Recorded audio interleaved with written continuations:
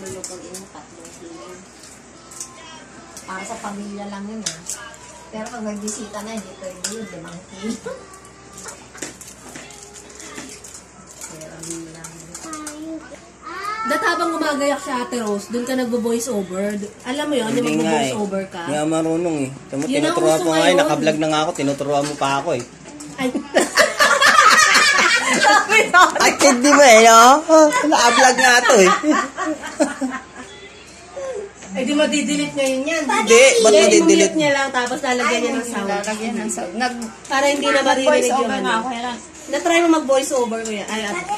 Ganun Ganun na. Kaya tayo malabas sa boses eh, no? Sa'yo din. Ay, paano yun? Mamaya na Hindi, alimbawa, manonood ka ng video ka na mo. ba? I-add mo yung voice over mo. Ganun na yung Yan sinasabi ko lang.